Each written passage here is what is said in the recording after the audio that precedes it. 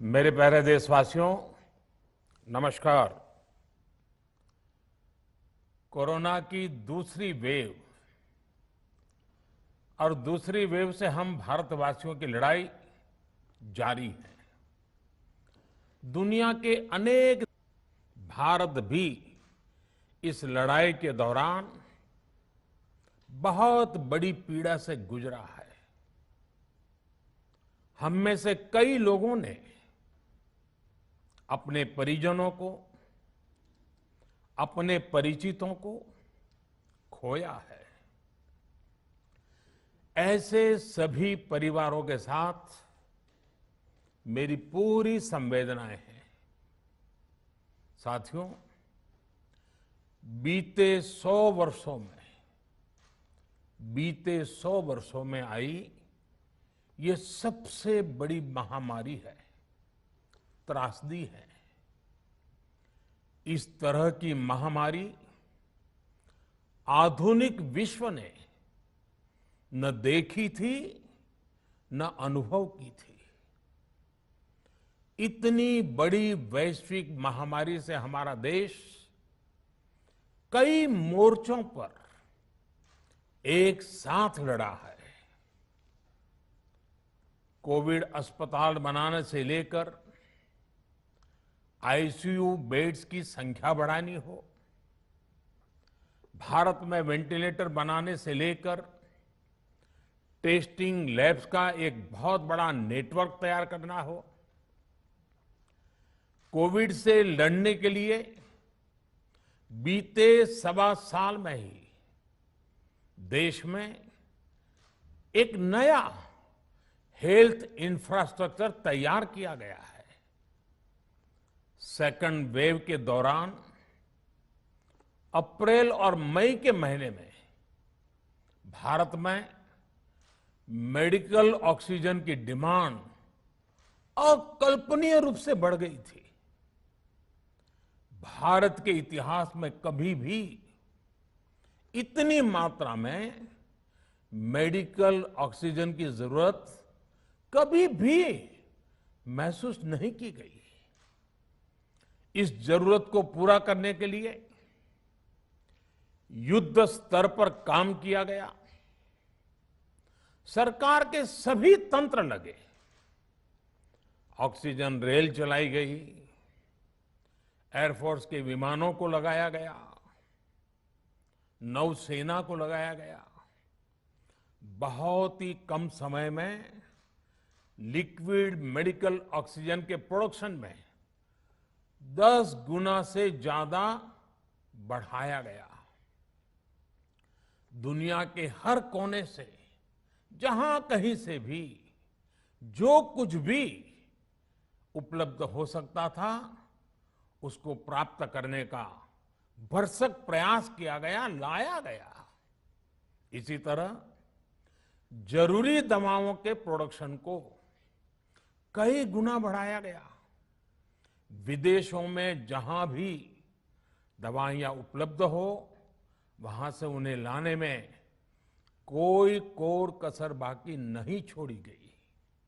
साथियों, कोरोना जैसे अदृश्य और रूप बदलने वाले दुश्मन के खिलाफ लड़ाई में सबसे प्रभावी हथियार कोविड प्रोटोकॉल है।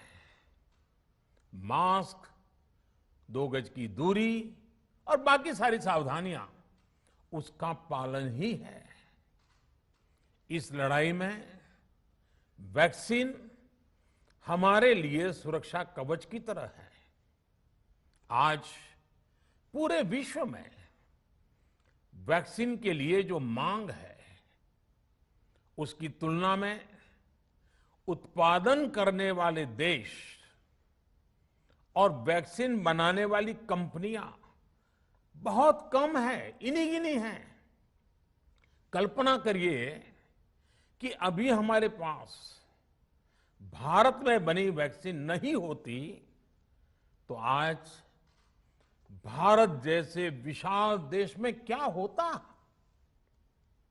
आप पिछले 50-60 साल का इतिहास देखेंगे तो पता चलेगा कि भारत को विदेशों से वैक्सीन प्राप्त करने में दशकों लग जाते थे।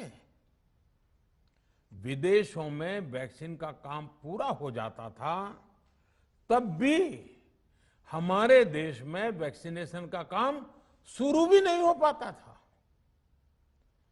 पोलियो की वैक्सीन हो, स्मॉल पॉक्स, जहां गांव में हम उसको चेचक कहते हैं, चेचक की वैक्सीन हो, हेपेटाइटिस बी की वैक्सीन हो, इनके लिए देशवासियों ने दशकों तक इंतजार किया था। जब 2014 में देशवासियों ने हमें सेवा का अवसर दिया, तो भारत में वैक्सीनेशन का कवरेज 2014 में भारत में वैक्सीनेशन का कवरेज सिर्फ 60% के आसपास था, 60% के आसपास था। और हमारी दृष्टि में ये बहुत चिंता की बात थी। जिस रफ्तार से भारत का टीकाकरण कार्यक्रम चल रहा था, उस रफ्तार से देश को 100% टीकाकरण कवरेज का लक्ष्य हासिल करने में करीब करीब 40 साल लग जाते हैं। हमने इस समस्या के समाधान के लिए मिशन इंद्रधनुष को लॉन्च किया। हमने तय किया कि मिशन इंद्रधनुष के माध्यम से युद्ध स्तर पर वैक्सीनेशन किया जाएगा और देश में जिसको भी वैक्सीनेशन की जरूरत है उसे वैक्सीन देने का प्रयास होगा। हमने मिशन मोड में काम किया और सिर्फ 5-6 साल में ही वैक्सीनेशन कवरेज 60% से बढ़कर 90% से भी ज्यादा हो गई। 60 से 90, यानी हमने वैक्सीनेशन की स्पीड भी बढ़ाई और दायरा भी बढ़ाया। हमने बच्चों को कई जानलेवा बीमारियों से बचाने के लिए कई नए टीकों का भी भारत के टीकाकरण अभियान का हिस्सा बना दिया। हमने इसलिए किया क्योंकि हमें हमारे देश के बच्चों की चिंता थी, गरीब की चिंता थी, गरीब के उन बच्चों की चिंता थी जिन्हें कभी टीका लग ही नहीं पाता था। हम 100% टीकाकरण कवरेज की तरफ बढ़ रहे थे कि कोरोना वायरस ने हमें घेर लिया। देश ही नहीं, दुनिया के सामने फिर पुरानी आशंकाएं घिरने लगी कि अब भारत कैसे इतनी बड़ी आबादी को बचा पाएगा। लेकिन साथियों, जब नीयत साफ होती है, नीति स्पष्ट होती है, निरंतर परिश्रम होता है, तो नतीजे भी मिलते हैं। हर आशंका को दरकिनार करके भारत ने 1 साल के भीतर ही एक नहीं बल्कि 2 made in India vaccine launch कर दी। हमारे देश ने, देश के वैज्ञानिकों ने ये दिखा दिया कि भारत बड़े बड़े देशों से पीछे नहीं है। आज जब मैं आपसे बात कर रहा हूं तो देश में 23 करोड़ से ज्यादा वैक्सीन की डोज दी जा चुकी है। 23 करोड़। साथियों, हमारे यहां कहा जाता है, विश्वासेन सिद्धिः, विश्वासेन सिद्धिः, अर्थात हमारे प्रयासों में हमें सफलता तब मिलती है जब हमें स्वयं पर विश्वास होता है। हमें पूरा विश्वास था कि हमारे वैज्ञानिक बहुत ही कम समय में वैक्सीन बनाने में सफलता हासिल कर लेंगे। इसी विश्वास के चलते जब हमारे वैज्ञानिक अपना रिसर्च वर्क कर ही रहे थे, तभी हमने लॉजिस्टिक्स और दूसरी तैयारियां शुरू कर दी थी। आप सब भली भांति जानते हैं कि पिछले साल यानी 1 साल पहले, पिछले साल अप्रैल में जब कोरोना के कुछ ही हजार केस थे, उसी समय वैक्सीन टास्क फोर्स का गठन कर दिया गया था। भारत के लिए वैक्सीन बनाने वाली कंपनियों को सरकार ने हर तरह से सपोर्ट किया। वैक्सीन निर्माताओं को क्लिनिकल ट्रायल में मदद की गई, रिसर्च और डेवलपमेंट के लिए जरूरी फंड दिया गया। हर स्तर पर सरकार उनके साथ कंधे से कंधा मिलाकर चली। आत्मनिर्भर भारत पैकेज के तहत मिशन कोविड सुरक्षा के माध्यम से भी उन्हें हजारों करोड़ रुपए उपलब्ध कराए गए। पिछले काफी समय से देश लगातार जो प्रयास और परिश्रम कर रहा है, उससे आने वाले दिनों में वैक्सीन की सप्लाई और भी ज्यादा बढ़ने वाली है। आज देश में 7 कंपनियां विभिन्न प्रकार की वैक्सीन का प्रोडक्शन कर रही है। 3 और वैक्सीन का ट्रायल भी एडवांस स्टेज पे चल रहा है। वैक्सीन की उपलब्धता बढ़ाने के लिए दूसरे देशों की कंपनियों से भी वैक्सीन खरीदने की प्रक्रिया को तेज किया गया है। इधर हाल के दिनों में कुछ एक्सपर्ट्स द्वारा हमारे बच्चों को लेकर भी चिंता जताई गई है।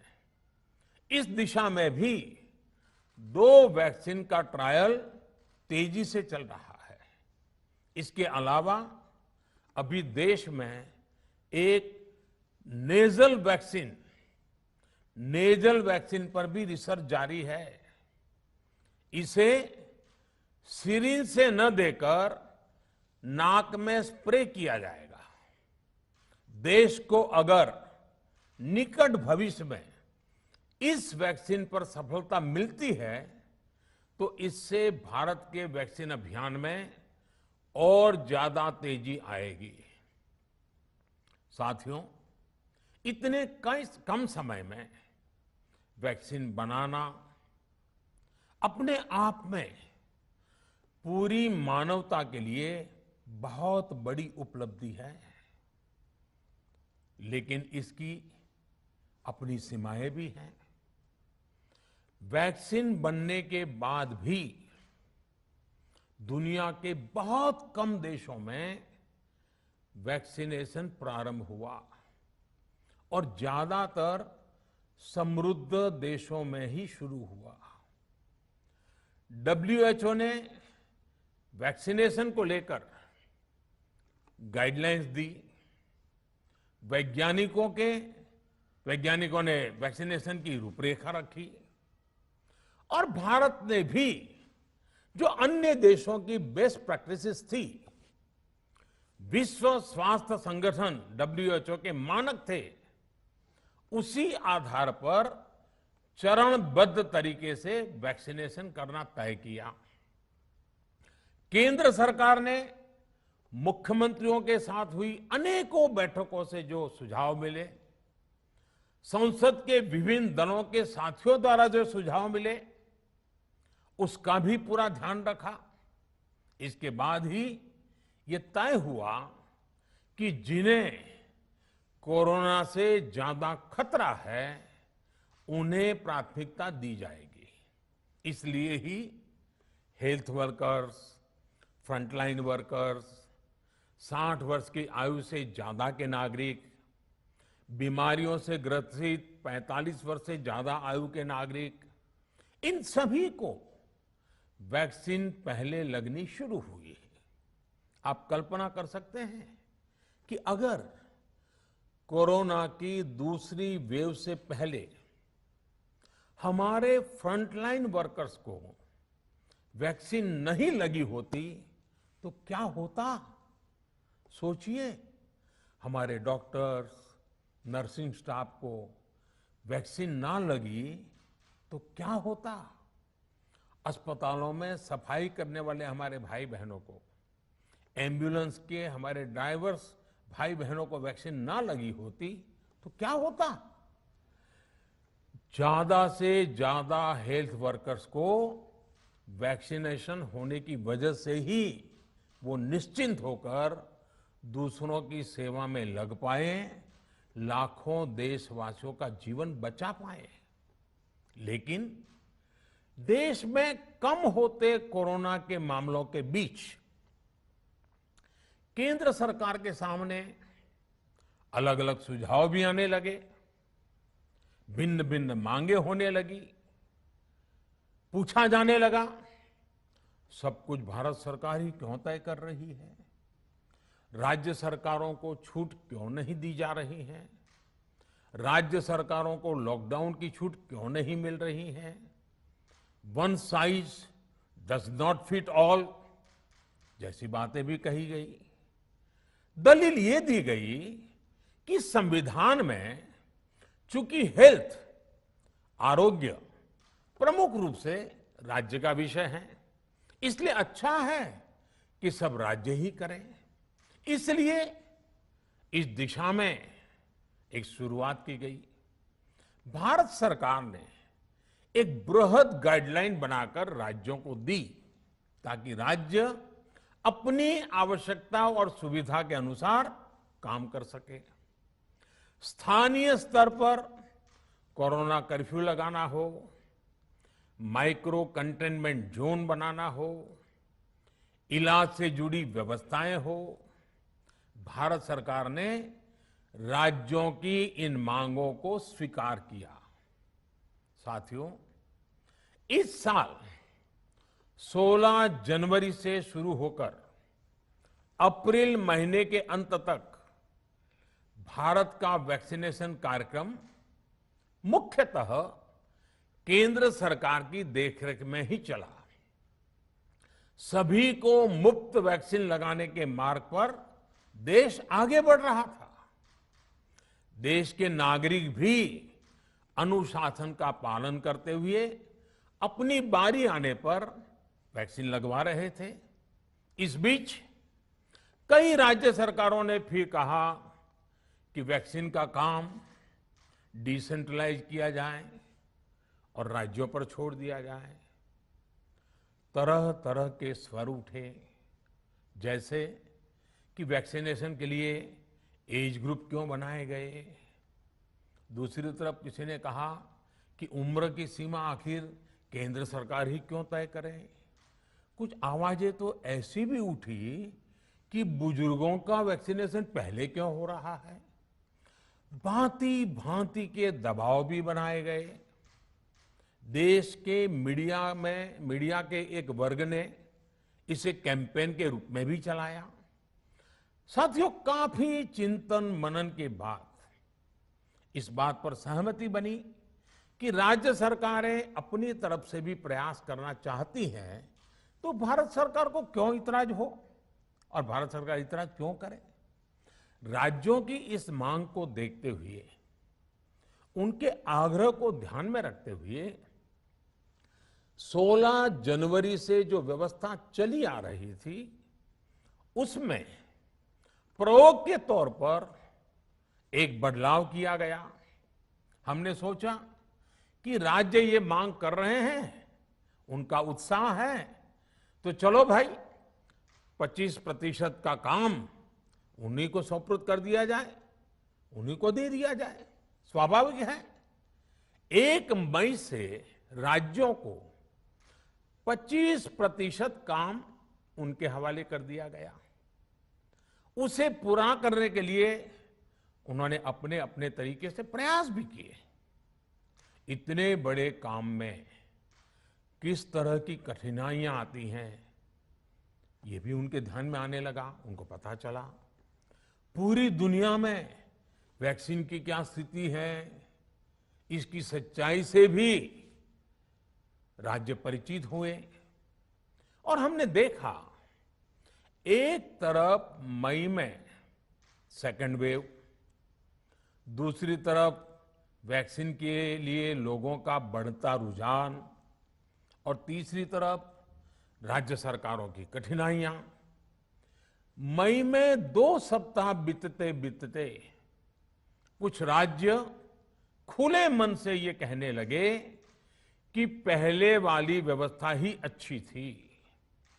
धीरे धीरे इसमें कई राज्य सरकारें जुड़ती चली गई। वैक्सीन का काम राज्यों पर छोड़ा जाए, जो इसकी वकालत कर रहे थे उनके विचार भी बदलने लगे। एक अच्छी बात रही कि समय रहते राज्य पुनर्विचार की मांग के साथ फिर आगे आए। राज्यों की इस मांग पर हमने भी सोचा कि देशवासियों को तकलीफ ना हो, सुचारू रूप से उनका वैक्सीनेशन हो।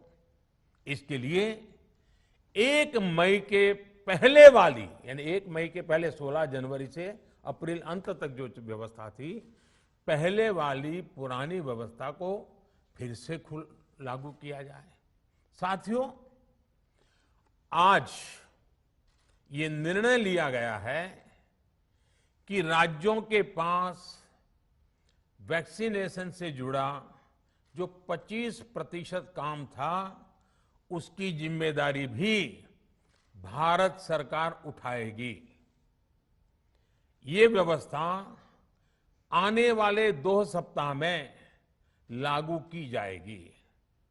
इन 2 सप्ताह में केंद्र और राज्य सरकारें मिलकर नई गाइडलाइंस के अनुसार आवश्यक तैयारी कर लेंगी। संयोग है कि 2 सप्ताह बाद 21 जून को ही अंतर्राष्ट्रीय योग दिवस भी है। 21 जून सोमवार से देश के हर राज्य में 18 वर्ष से ऊपर की उम्र के सभी नागरिकों के लिए भारत सरकार राज्यों को मुफ्त वैक्सीन मुहैया कराएगी। वैक्सीन निर्माताओं से कुल वैक्सीन उत्पादन का 75% हिस्सा भारत सरकार खुद ही खरीदकर राज्य सरकारों को मुफ्त देगी। यानी देश की किसी भी राज्य सरकार को वैक्सीन पर कुछ भी खर्च नहीं करना होगा। अब तक देश के करोड़ों लोगों को मुफ्त वैक्सीन मिली है। अब 18 वर्ष की आयु के लोग भी इसमें जुड़ जाएंगे। सभी देशवासियों के लिए भारत सरकार ही मुफ्त वैक्सीन उपलब्ध करवाएगी। गरीब हो, निम्न मध्यम वर्ग हो, मध्यम वर्ग हो या फिर उच्च वर्ग, भारत सरकार के अभियान में मुफ्त वैक्सीन ही लगाई जाएगी। हां, जो व्यक्ति मुफ्त में वैक्सीन नहीं लगवाना चाहते, प्राइवेट अस्पताल में वैक्सीन लगवाना चाहते हैं, उनका भी ध्यान रखा गया है। देश में बन रही वैक्सीन में से 25% प्राइवेट सेक्टर के अस्पताल सीधे ले पाए, ये व्यवस्था जारी रहेगी। प्राइवेट अस्पताल वैक्सीन की निर्धारित कीमत के उपरांत एक डोज पर अधिकतम 150 रुपये ही सर्विस चार्ज ले सकेंगे। इसकी निगरानी करने का काम राज्य सरकारों के पास ही रहेगा। साथियों, हमारे शास्त्रों में कहा गया है प्राप्य आपदम न व्यथते कदाचित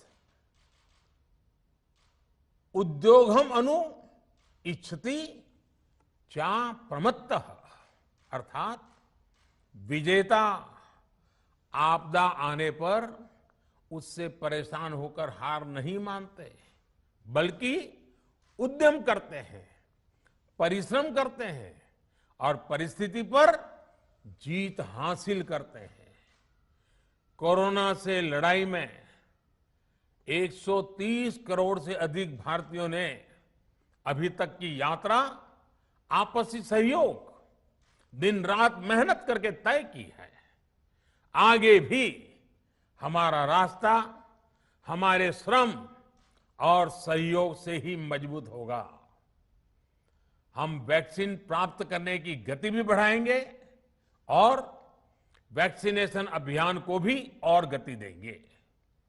हमें याद रखना है कि भारत में वैक्सीनेशन की रफ्तार आज भी दुनिया में बहुत तेज है, अनेक विकसित देशों से भी तेज है।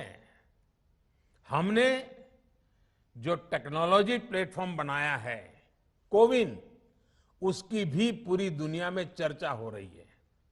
अनेक देशों ने भारत के इस प्लेटफॉर्म को इस्तेमाल करने में रुचि भी दिखाई है।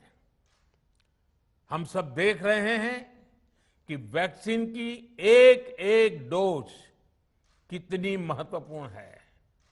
हर डोज से एक जिंदगी जुड़ी हुई है। केंद्र सरकार ने ये व्यवस्था भी बनाई है कि हर राज्य को कुछ सप्ताह पहले ही बता दिया जाएगा कि उसे कब कितनी डोज मिलने वाली है।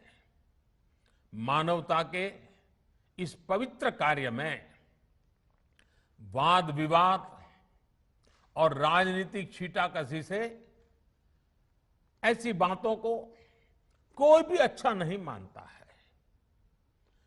वैक्सीन की उपलब्धता के अनुसार पूरे अनुशासन के साथ वैक्सीन लगती रहे, देश के हर नागरिक तक हम पहुंच सके, ये हर सरकार, हर जनप्रतिनिधि, हर प्रशासन की सामूहिक जिम्मेदारी है। प्रिय देशवासियों, टीकाकरण के अलावा आज एक और बड़े फैसले में, उस फैसले से मैं आपको अवगत कराना चाहता हूं। पिछले वर्ष जब कोरोना के कारण लॉकडाउन लगाना पड़ा था, तो प्रधानमंत्री गरीब कल्याण अन्न योजना के तहत 8 महीने तक 80 करोड़ से अधिक देशवासियों को मुफ्त राशन की व्यवस्था हमारे देश ने की थी। इस वर्ष भी दूसरी वेव के कारण मई और जून के लिए भी इस योजना का विस्तार किया गया था। आज सरकार ने फैसला लिया है कि प्रधानमंत्री गरीब कल्याण अन्न योजना को अब दीपावली तक आगे बढ़ाया जाएगा। महामारी के इस समय में सरकार गरीब की हर जरूरत के साथ उसका साथी बनकर खड़ी है।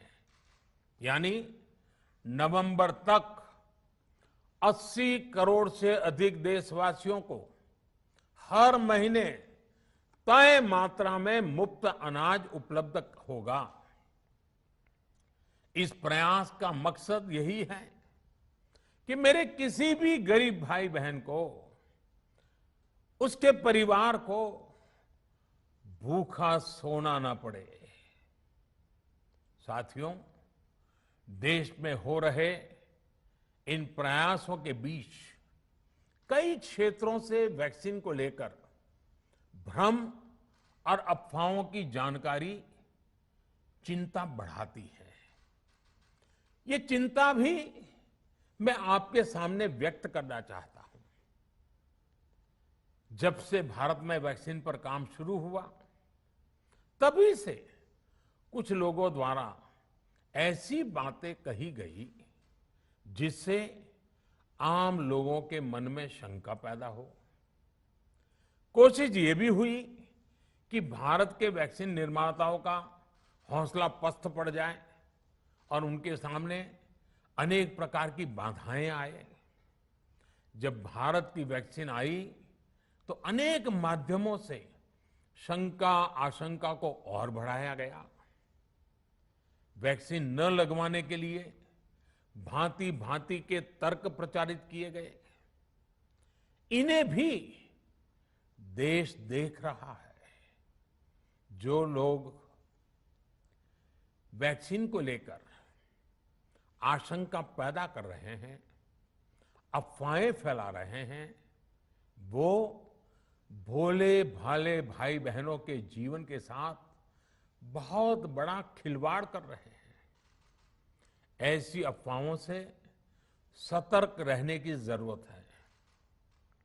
मैं भी आप सबसे, समाज के प्रबुद्ध लोगों से, युवाओं से अनुरोध करता हूं कि आप भी वैक्सीन को लेकर जागरूकता बढ़ाने में सहयोग करें। अभी कई जगहों पर कोरोना कर्फ्यू में ढील दी जा रही है, लेकिन इसका मतलब ये नहीं कि हमारे बीच से कोरोना चला गया है। हमें सावधान भी रहना है और कोरोना से बचाव के नियमों का भी सख्ती से पालन करते रहना है। मुझे पूरा विश्वास है हम सब कोरोना से इस जंग में जीतेंगे। भारत कोरोना से जीतेगा। इन्हीं शुभकामनाओं के साथ आप सभी देशवासियों का बहुत बहुत धन्यवाद।